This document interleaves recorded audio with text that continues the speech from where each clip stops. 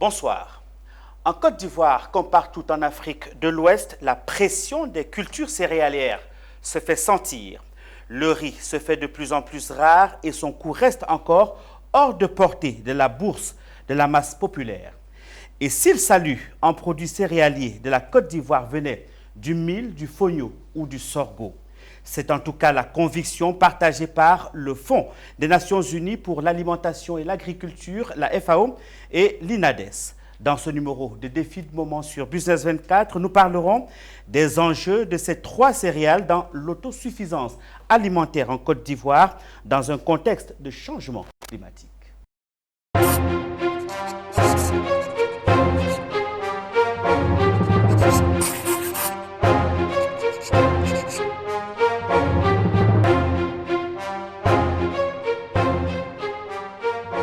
Filière céréalière, quand le mil, le sorgho et le fonio viennent sauver l'Afrique, c'est le thème de ce numéro de Défi de moment sur Business 24. Un sujet d'autant plus d'actualité et important que l'année 2023 est consacrée au mil, fonio et sorgho. Pour en parler, je suis entouré de trois invités sur mon plateau. Je commencerai par Madame Koulibaly Alimata, qui est agrotransformatrice. Bonsoir Madame. Bonsoir monsieur. C'est un plaisir de vous recevoir sur notre plateau. Merci. Notre deuxième invité est le professeur Cathy Koulibaly Séraphin, enseignant-chercheur à l'UFR Biosciences, spécialiste en nutrition. Professeur, c'est un plaisir. Bonsoir. Bonsoir, monsieur Debeu. Le troisième invité, du moins notre troisième et deuxième femme sur notre plateau.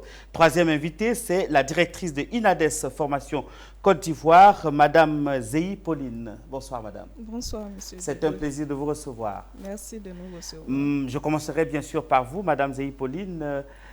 Si on vous demandait de nous présenter le sorgho, le mil et même le fonio. Le sorgho, le mil et le fonio font partie d'un groupe d'aliments que nous appelons dans le réseau INADES Formation les vivres de souveraineté. Les vivres de souveraineté, ce sont ces cultures qui font partie du patrimoine culturel des communautés, mais qui pour diverses raisons sont abandonnées au profit d'autres cultures jugées plus rentables économiquement. Et pourtant, des cultures qui ont vraiment des propriétés intéressantes et qui méritent d'être remises au goût du jour et de se retrouver comme toutes les autres cultures dans l'assiette du consommateur. Donc le mil, le fonio et le sorgho, ce sont des céréales qui servent à l'alimentation à la fois humaine mais aussi animale, qui regorgent de cette capacité à pouvoir s'adapter à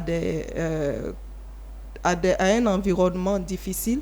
Ils peuvent se développer naturellement, facilement dans des conditions climatiques difficiles. Ils demandent moins d'intrants, ils demandent moins d'eau et donc sont aptes à pouvoir s'adapter facilement aux effets des changements climatiques et ont cette capacité-là de pouvoir résoudre ce problème, ce défi important de sécurité alimentaire pour les populations.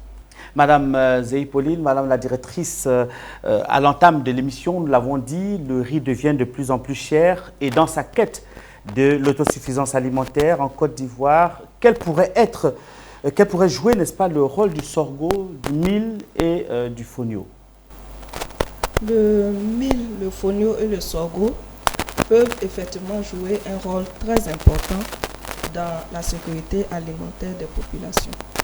D'abord parce que ce sont des céréales locales, typiquement africaines. Donc nous avons cette maîtrise-là sur tout le système de production, depuis les semences jusqu'à la récolte, jusqu'à la commercialisation, jusqu'à la transformation. Donc c'est vraiment déjà un atout important, le fait que ce soit vraiment des céréales qui soient endémiques à nos régions.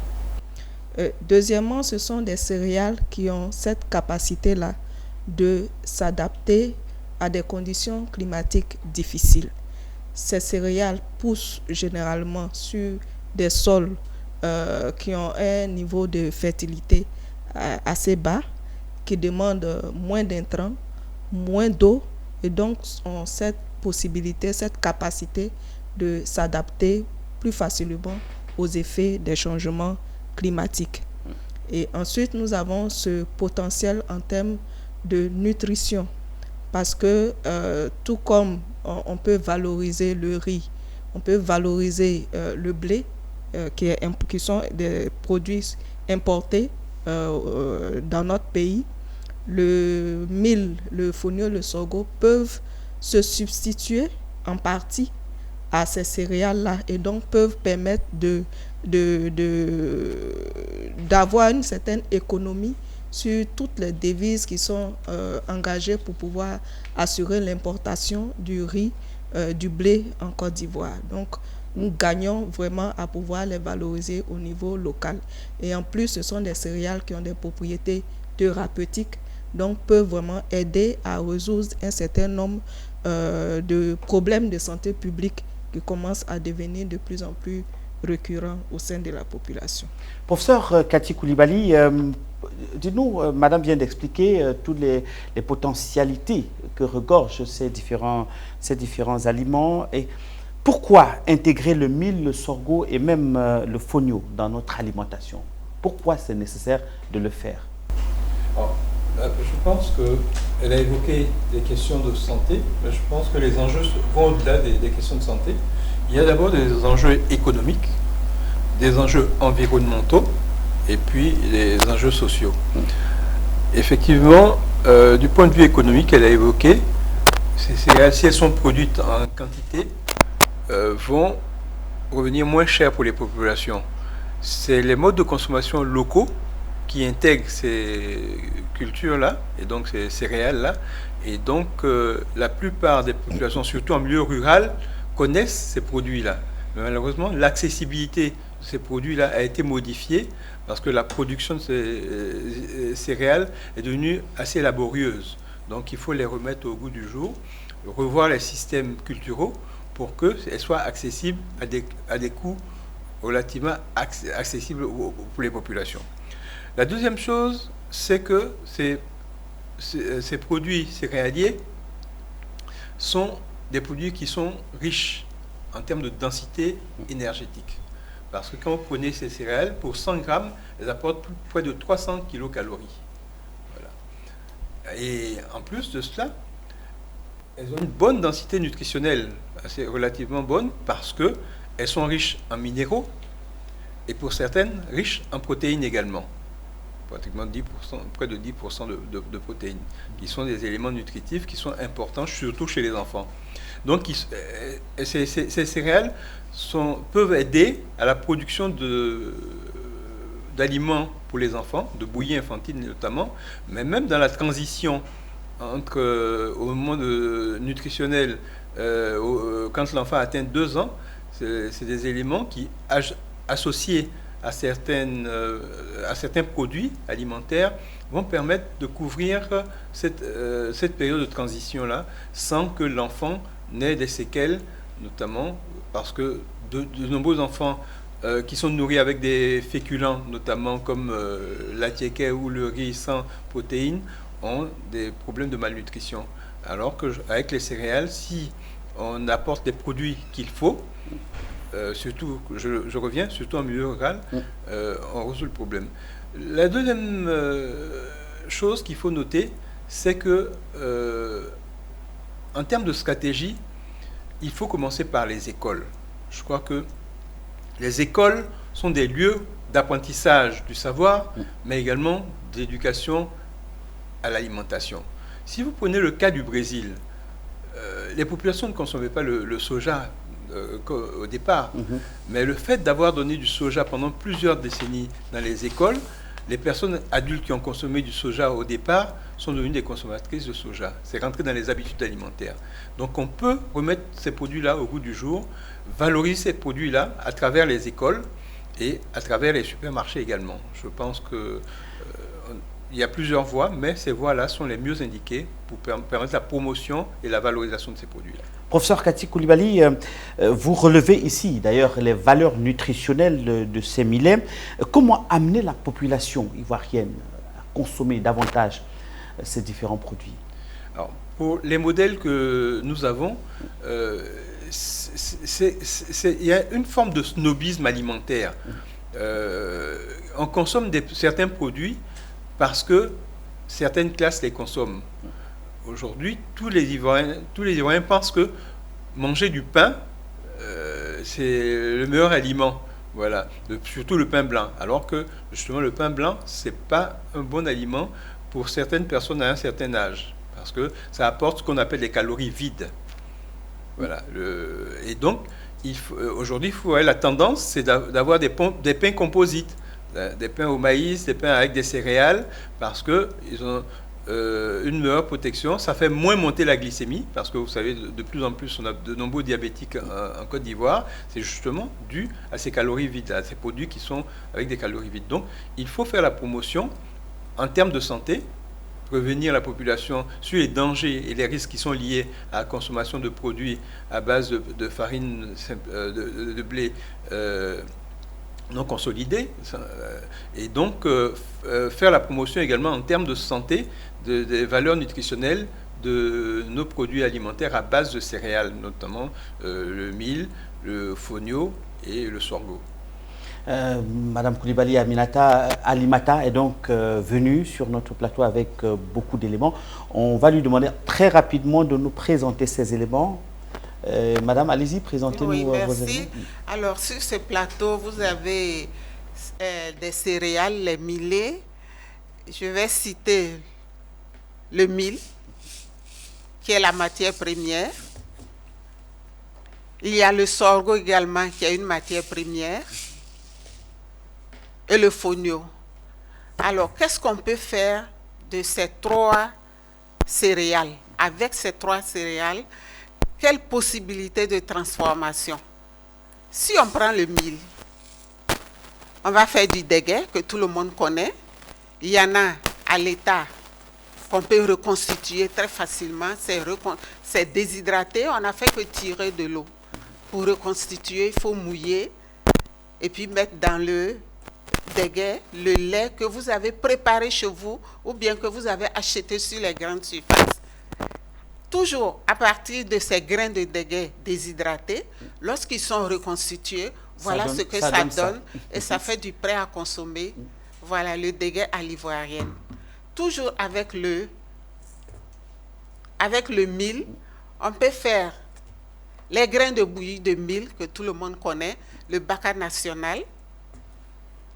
On peut faire également du couscous de mil, qui est moins connu, mais qui a un avantage parce qu'il est très facile à reconstituer.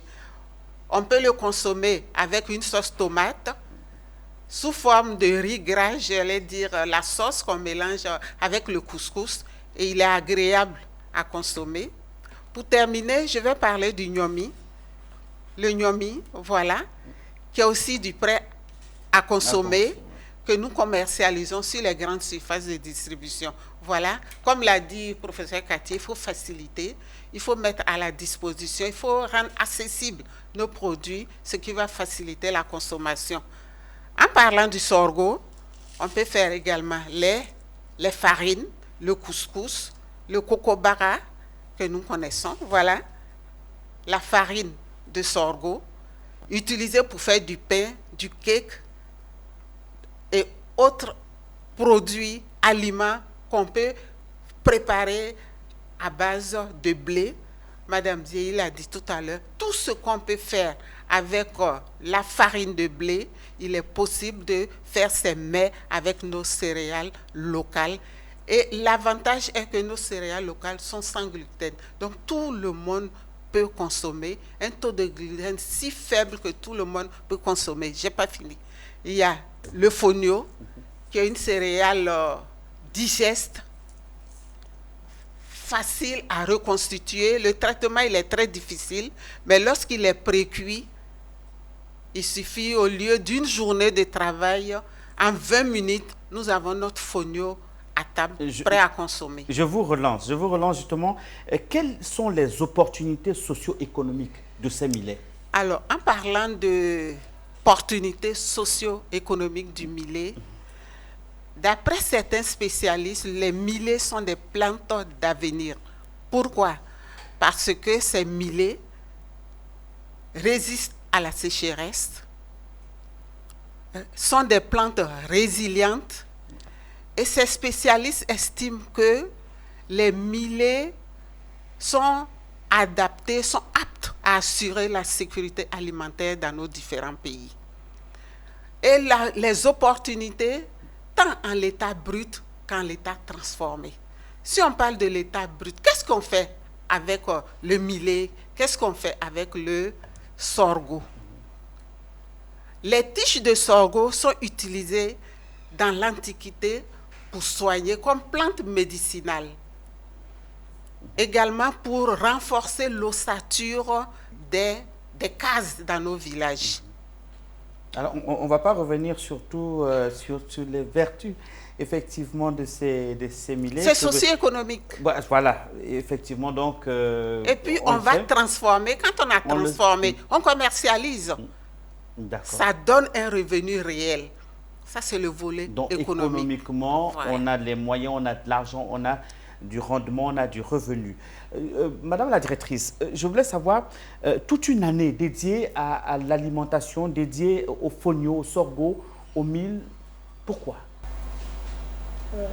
Parlant de l'année internationale du mil... Oui, je rappelle que l'année 2023 a été décrétée l'année internationale du mil, du sorgho et du fonio. Oui, effectivement, l'ONU, dans sa résolution 75-263 du 3 mars 2021, a décidé de consacrer l'année 2023, année internationale du mil.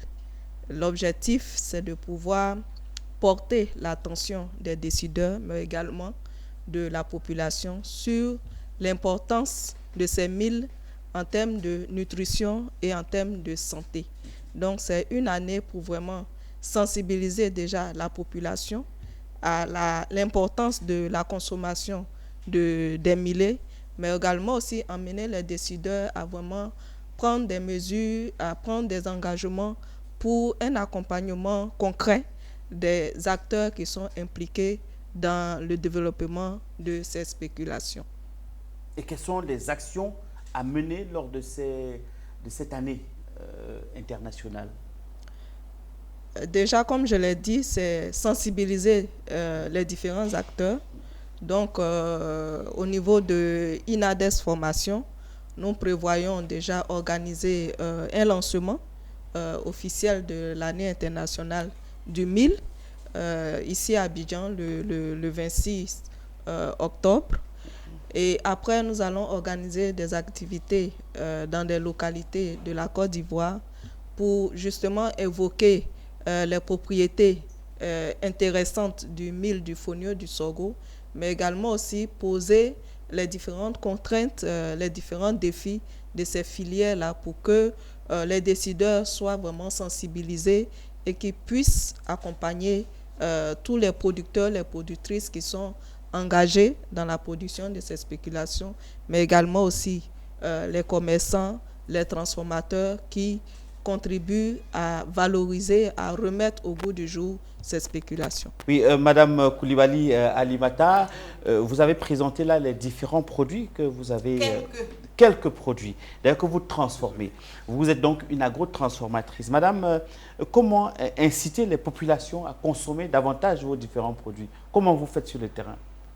Oui, pour inciter la population à consommer encore plus nos produits, il va falloir rendre plus disponibles parce que les produits doivent être vendus en plusieurs points de commercialisation. Il faut rendre les produits plus accessibles en rapport avec les prix. Pour cela, nous avons besoin d'une production plus intensive.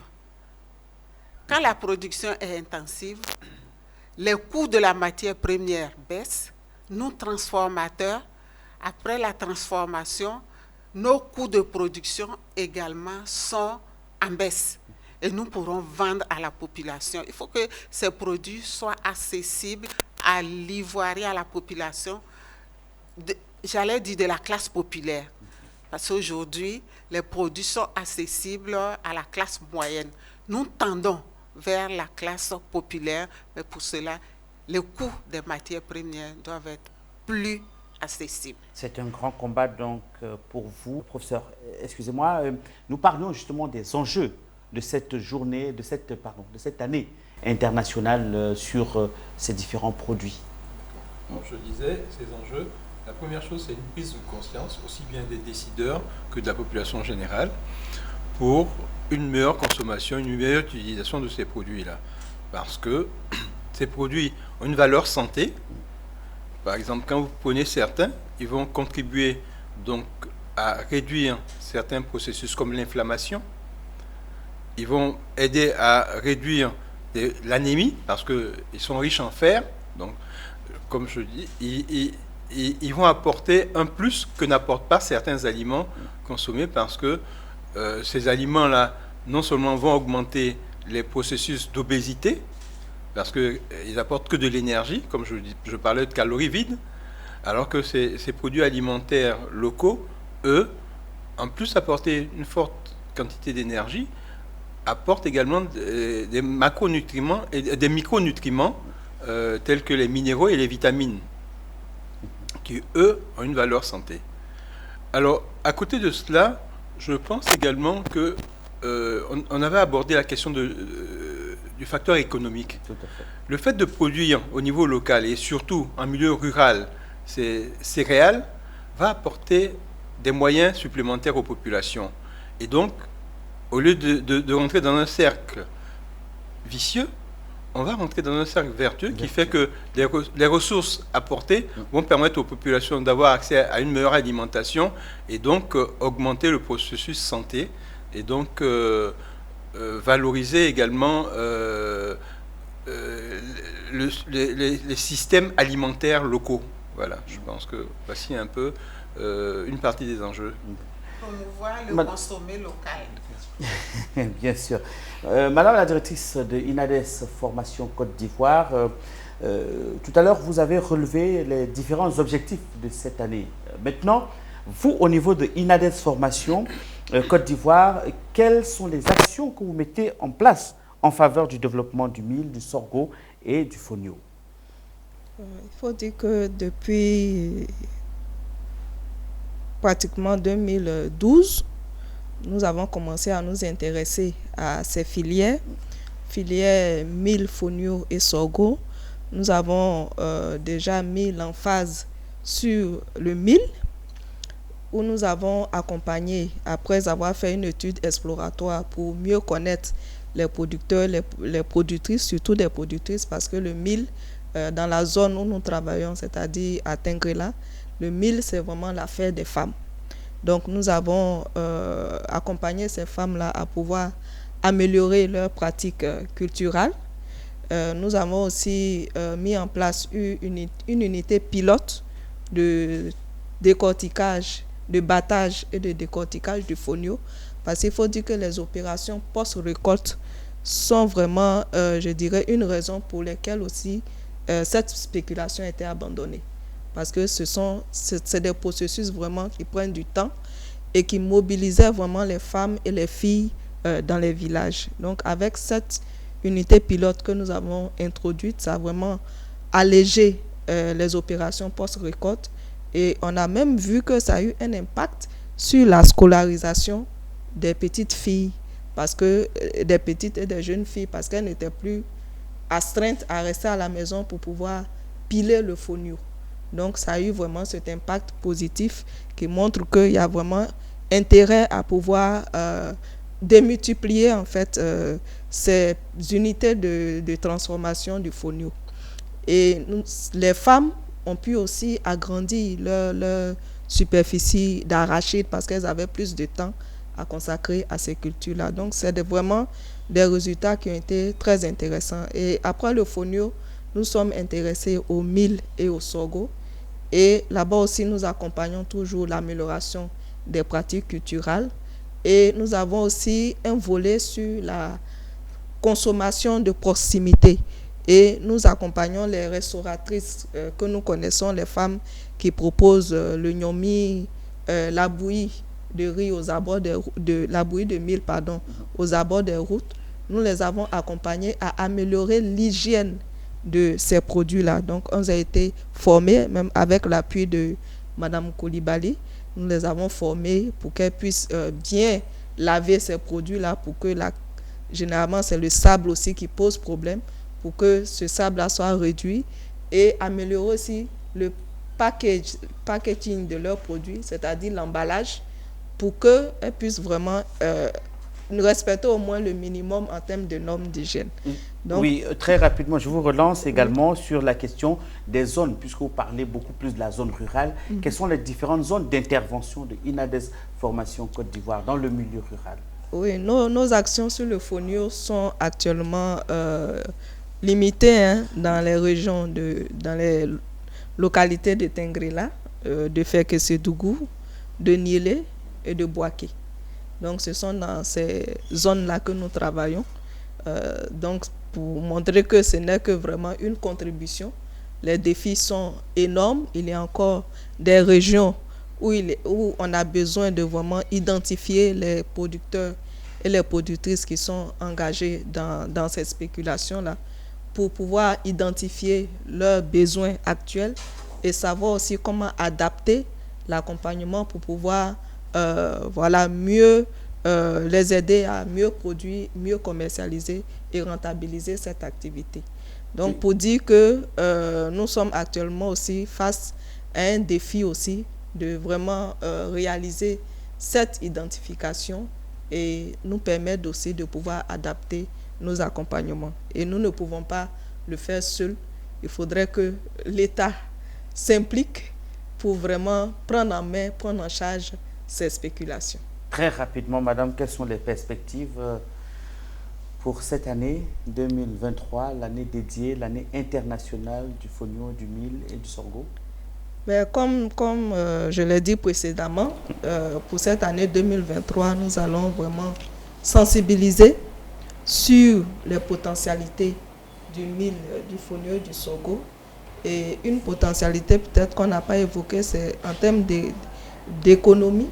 C'est vraiment une opportunité aussi pour les femmes, les jeunes, de pouvoir s'engager dans l'entrepreneuriat, de pouvoir créer des richesses à partir de la production, de la valorisation de ces spéculations.